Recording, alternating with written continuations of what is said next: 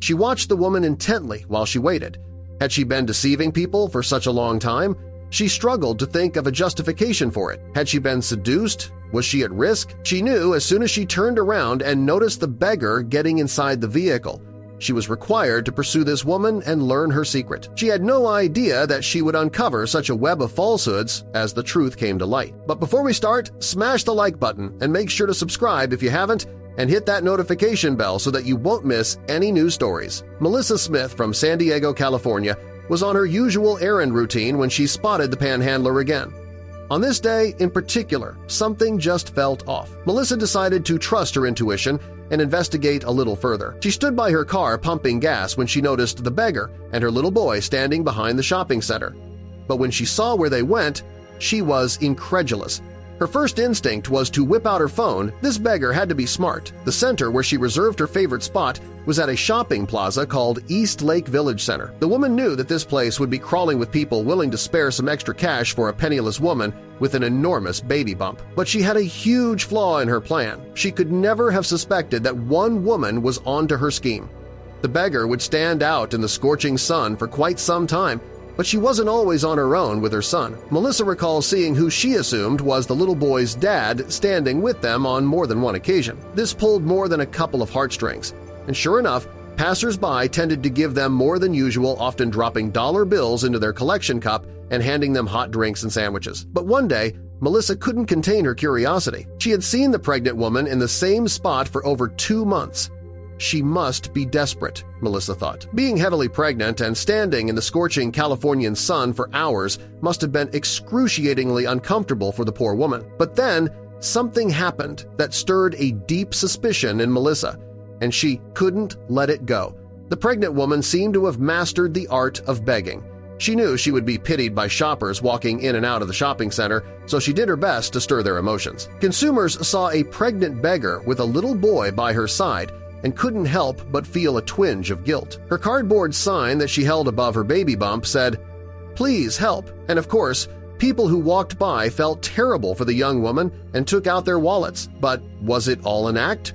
Or was she genuine? Although Melissa lived just a short drive away from the shopping center, she had never been there at this particular time before. She would usually run her errands for an hour at mid-morning, but today she decided to break her routine and stop for a smoothie before closing time. Immediately noticing that the pregnant beggar was conspicuously absent from her usual spot, Melissa couldn't help but worry for the woman. She hoped she was okay. Upon starting her car, she realized that she was running low on gas, so she swung around to the gas station opposite the East Lake Village Center and pulled over to fill her tank. Then, something odd caught her eye that would lead to an investigation. As Melissa was pumping gas into her car, she noticed a familiar face. The pregnant beggar was waiting behind the shopping center, holding her sign up in hopes of getting a few more pennies before she went home. But as Melissa continued to watch, she noticed a car heading straight for the pregnant beggar. Was she in trouble? The vehicle stopped right beside the woman, and Melissa's suspicions started to grow. The driver was the woman's partner. But the most surprising detail was what the man was driving. But what was this woman doing sitting in such an expensive car? Melissa jumped into action but never expected to make headlines. Melissa jumped into her car and followed the couple. As she documented the whole process with her phone, her car rolled up beside the couple, who were laughing. Melissa followed the car to another shopping center not far from the first.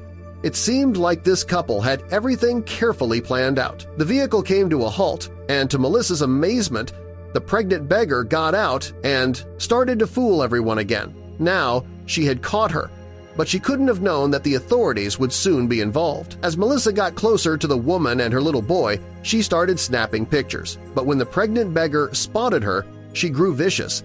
She started yelling and screaming, lifting a huge rock threateningly. Next thing I know, she picked up this big boulder, Melissa said.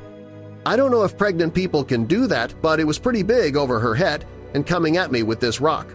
A witness saw everything and decided to call the cops, but when the beggar knew what was happening, she grabbed her little boy and took off.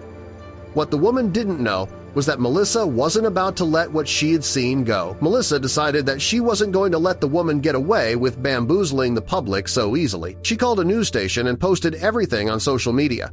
She wanted everyone to know how they had been deceived and to warn everyone in the area not to fall for this master beggar's plan. The news station was so intrigued by the story that they decided to run the plates from the car Melissa had taken pictures of. To their surprise, it stated that the car was in a woman's name, and also there was an address that was undisclosed. She had no idea that others had their eyes on this particular panhandler too. Journalists quickly followed the lead, and this began an exciting spiral. The apartment complex where the woman resided was called Encinitas Heights Apartments, and residents said rent is $2,500 a month. After a couple of attempts, no one answered the door, but then they received a phone call. The couple living in the apartment had just moved in, while the couple before them had just picked up and left. Smith had documented everything. Social media and the news had become rather interested in the mysterious pregnant beggar and broadcasted the story for everyone to see. "I feel bad. Don't give these people money. They don't need it. They're driving a Benz," Smith said. But while the investigation was still infuriating people, one call made journalists spring into action. Another witness had spotted the panhandler. Rebecca was doing her grocery shopping and running a few household errands when she thought she recognized the beggar she'd seen on TV at another shopping center. She immediately called the broadcasters to inform them that she knew the infamous panhandler's location. Minutes later, Emily Valdez arrived at the center. When Valdez was told that the beggar was still in the area, she quickly got to her feet and searched the center for the mystery woman. But when she found her, she was perplexed. Wasn't this woman supposed to be pregnant? Only 2 days had passed since Melissa Smith had taken the pictures, but this lady in front of her was holding a baby. The camera crew and Valdez approached the woman. "Is this you, begging?" Valdez asked the woman as she held up her phone with the picture of the pregnant beggar. The woman looked at the picture for some time and then said she didn't speak English. Had they just caught her? The woman who was holding the baby was also with a little boy who looked exactly like the one in the picture. And then the father arrived. He dismissed the camera crew and took his family through the parking lot. The camera crew documented them going inside a minivan with dealer plates, but the journalists had another plan up their sleeves.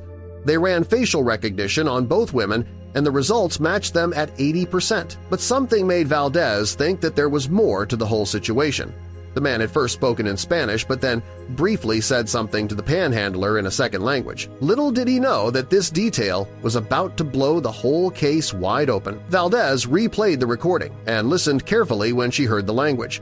Then she got on the phone to call in the experts. Leslie Albright carefully watched the video that had been taken by Valdez and her camera crew. She had retired recently from her post as a detective at the San Diego Police Department, where she had served as a specialist in underground crime rings for 25 years. But there was something about this case that had her nodding her head, and it suddenly hit her that this was no ordinary panhandler. The woman whose actions had infuriated millions on social media was about to have her scam exposed. But there was more to the story. There was a growing issue in the community.